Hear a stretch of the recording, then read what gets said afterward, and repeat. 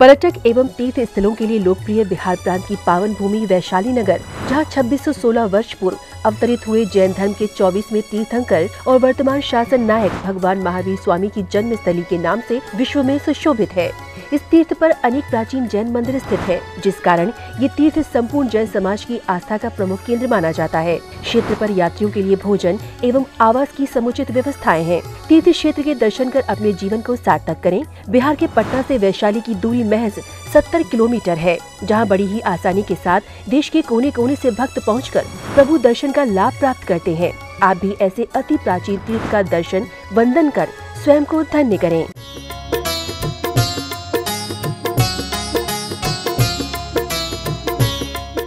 उद्भूत भीषण जलोदर भार भोग्ना शोच्यां दशामुपगताश्च्युत जीविताशा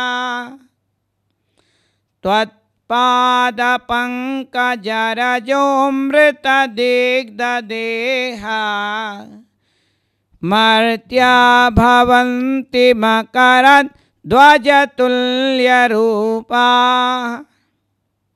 महानुभाव, आचार्य मानतुंग देव प्रत्येक शब्दों में अर्थ की गहराइयों तक, भावों तक आनंद से ओतप्रोत करने वाले ये शब्दों का प्रयोग करते हैं।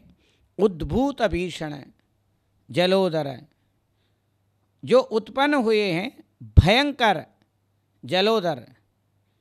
जलोदर का मतलब पेट में जल भर जाता है, उसको जलोदर बोलते हैं। भार भुगना, भार से भुगना झुके हुए। उद्भूत उत्पन्न हुआ है, भीषण भयंकर, ऐसे भयंकर जलोदर, जलोदर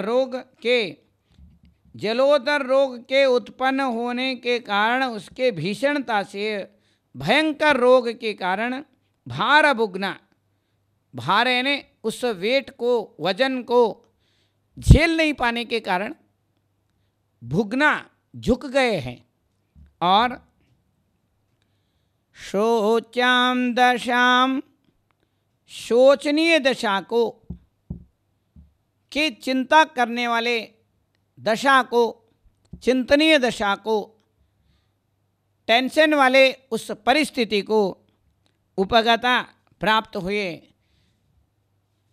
ऐसे अवस्था में च्युतजीविताशा, अब वैद्यों ने, डॉक्टरों ने, सब ने जवाब दे रखा है और करते भी क्या है, दवाई देते हैं, नहीं काम करता तो दुआ दे देते हैं। तो दुआ क्या करेगा, दुआ भी नहीं काम करता है तो भगवान का नामस्मरण करते हैं, भक्ति करते हैं।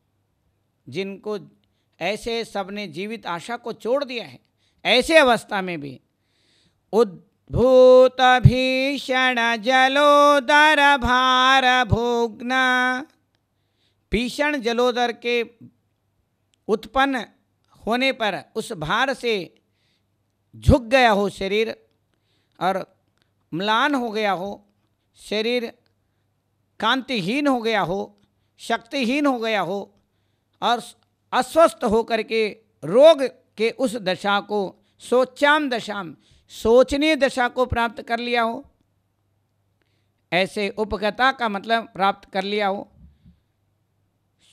च्युत जीवित आशा, जीवन के आशा को छोड़ करके डॉक्टरों ने, सबने इलाज करने वाले दवाएं जब सब हाथ खड़े कर दिया, ऐसे चहडाला में भी बताया है। मणिमंत्र तंत्र बहु होई, मरते न बचावे कोई। मणि मंत्र तंत्र, वैद्य, डॉक्टर, औषध और आशीर्वाद, दुआएं सब भूल जाते हैं। दुआओं में याद करने वाले भी याद को भूल जाते हैं। दिमाग ऐसे हो जाता है कि सोचनी, चिंतनीय दशा हो जाती है। और ऐसे अवस्था में सोचाम दशाम, ऐसे दशा दुर्दशा हो जाए।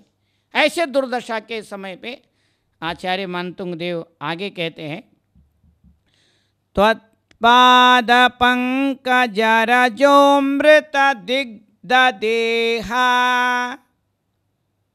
हे आदिनाथ भगवान, हे ऋषभदेव, आपके त्वत् तुम्हारे आपके पाद चरण कमलों के, पंकज यानी कमलों के, आपके चरण कमलों के रज दूल, उस दूल को अमृत बताया। दूल रूपी अमृत, जरो रजोमृत, त्वत्पाद पंकज रजोमृत दिग्धदेहा। और वो देह जो है पवित्र हो गया है, उस देह को संपूर्ण आपके चरण रज से लिपट गया है। ऐसे अवस्था में मर्त्या भवन्ति मकर ध्वज तुल्य रूपा। ऐसे मनुष्य मकर ध्वज, मकर ध्वज का अर्थ है कामदेव के समान सुंदर और सोने के जैसे चमकते हुए उस शरीर, मकर ध्वज तुल्य रूपा, समान रूप हो जाता है, कामदेव के समान रूप हो जाता है जब आपके चरण रजों के अमृत का वो पवित्र कर लेता है, अपने शरीर को लिपटा लेता है। ऐसे संपूर्ण शरीर में आपके नामस्मरण, आपके पाद पंकज के रज को, पवित्र रज को शरीर में लगाते हैं, आपके गंधोदक को शरीर में लगाते हैं और संपूर्ण शरीर मकर ध्वज अर्थात कामदेव समान सुंदर हो जाता है। कितने सुंदर बात बता रहे। ऐसे भीषण बीमारी भी भगवान के नामस्मरण मात्र से वो पवित्र हो जाता है। इसलिए इस श्लोक को सब लोग, कुछ भी परेशानी होती है तो ये श्लोक पढ़ते हैं, इसी का यंत्र मंत्र का आराधना करते हैं। महानुभाव, बहुत सुंदर बात है, करना चाहिए।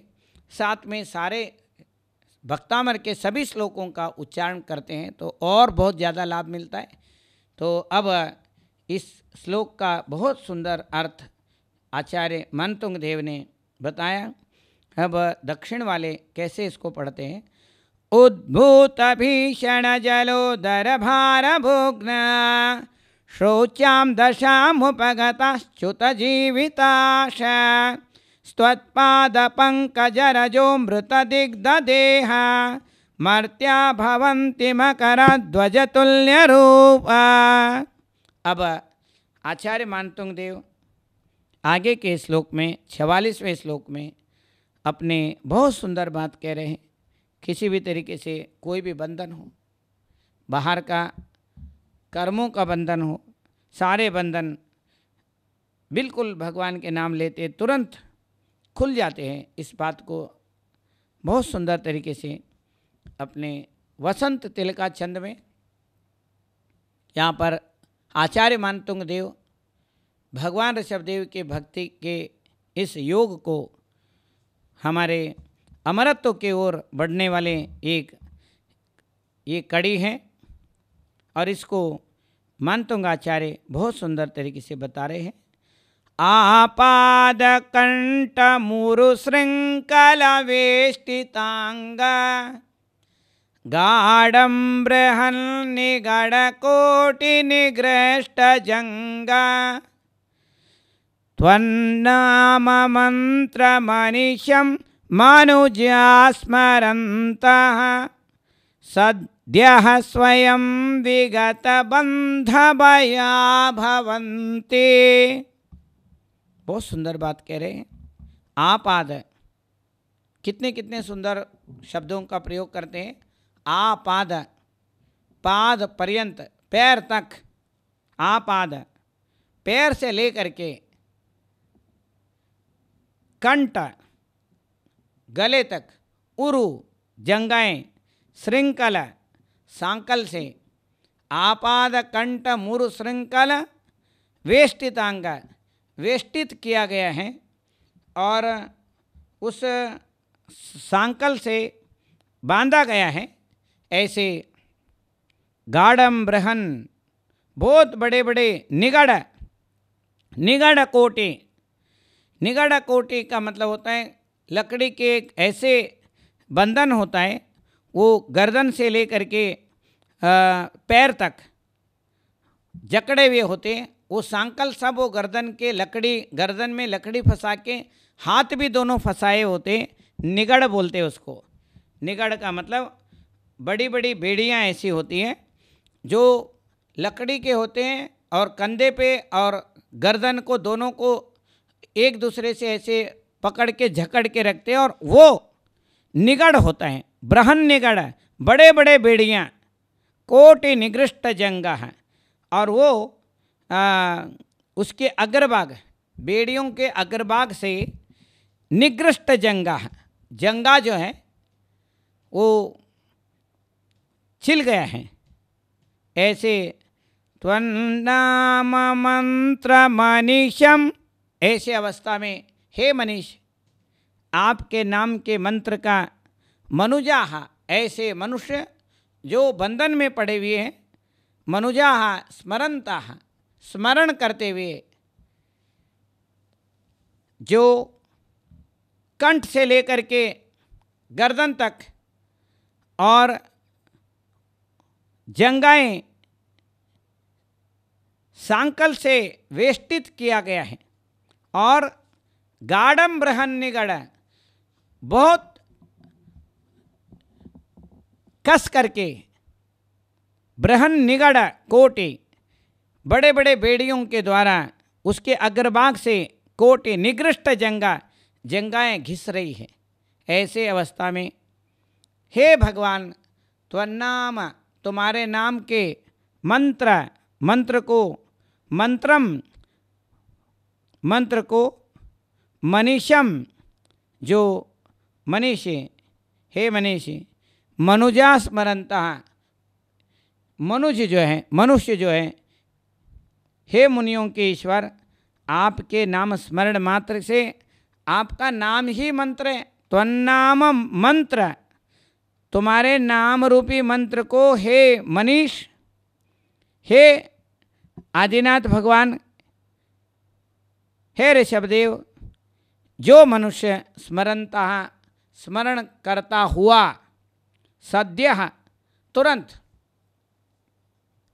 अभी अभी, सद्यः का मतलब होता है तुरंत, अभी अभी, वर्तमान में, जल्दी, ये सब अर्थ होते हैं। शीघ्र, सद्य यानी शीघ्र, स्वयं अपने आप में, विगत बंध भया, विगत का मतलब छूट गया है, बंध का मतलब बंधन, ऐसे जो गाढ़ बंधन है उस बंधन को अभया, भय रहित, भवंती होते हैं। ऐसे बंधन को प्राप्त मनुष्य भय से मुक्त हो जाता है। वैसे भी सम्यक दृष्टि जीव 7 प्रकार के भयों से मुक्त होता है, और इसमें नाना प्रकार के भय आचार्य मानतुंग देव ने बताया। वो बंधन, कर्मों का बंधन, ये सभी बंधनों से मुक्त करने वाला स्तोत्र है, जो भक्त को अमर बना दे, अमरत्व के मार्ग के ओर ले जाए, ऐसे ये भक्तामर स्तोत्र है, भक्त अमर। तो महानुभाव, ये इस तरीके से इसमें पद लालित्य हैं।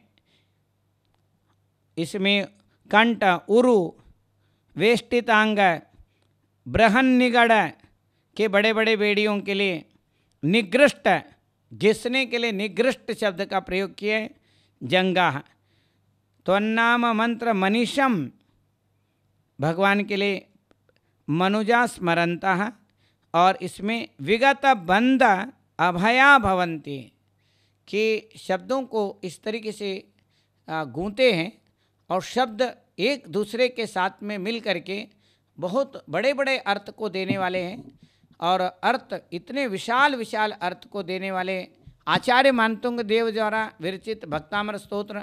हर व्यक्ति इन शब्दों को आसानी से अर्थ नहीं कर पाता है, इसलिए लोग समझते कि कठिन है। कठिन नहीं है और सरल भी नहीं है, इम्पॉसिबल भी नहीं है और पॉसिबल भी नहीं है। ये ऐसे सुंदर स्तोत्र हैं, भक्ति के ये गहराई सागर है, अर्थ गंभीर है, और भाव लहरों में आनंद लेने वाले व्यक्ति के लिए ये बहुत सुंदर स्तोत्र आचार्य मानतुंग देव ने ये वसंत तिलका छंद में बताया गया है। तो इस छंद के लालित्य पद विन्यास बहुत सुंदर हैं। अच्छा, इस छंद को आचार्यों ने बताया, छंद शास्त्रियों ने। उक्ता वसंत तिलका तब जो जगौगा, इसका नियम बताया कि उक्ता वसंत तिलका तब जो जगौगा, तगण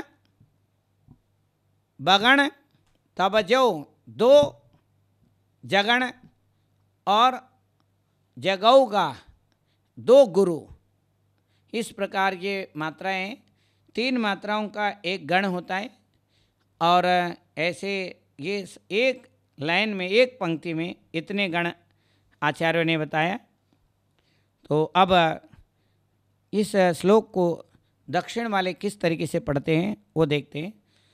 आपाद कंठ मरुशृंखल वेष्टितांगा गाढ़ं बृहन् निगडकोटि निगृष्ट जंगा त्वन्नाम मंत्र मनिषं मनुजा स्मरन्ता सद्यः स्वयं विगत बंध भया भवन्ति।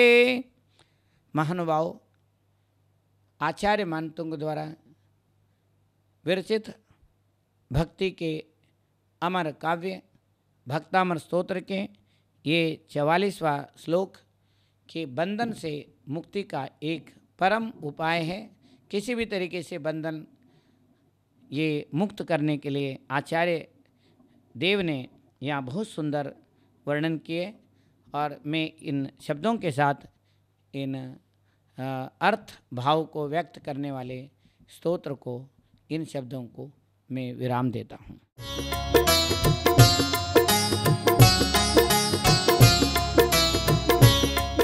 पर्यटक एवं तीर्थ स्थलों के लिए लोकप्रिय बिहार प्रांत की पावन भूमि वैशाली नगर, जहां 2616 वर्ष पूर्व अवतरित हुए जैन धर्म के 24वें तीर्थंकर और वर्तमान शासन नायक भगवान महावीर स्वामी की जन्म स्थली के नाम से विश्व में सुशोभित है।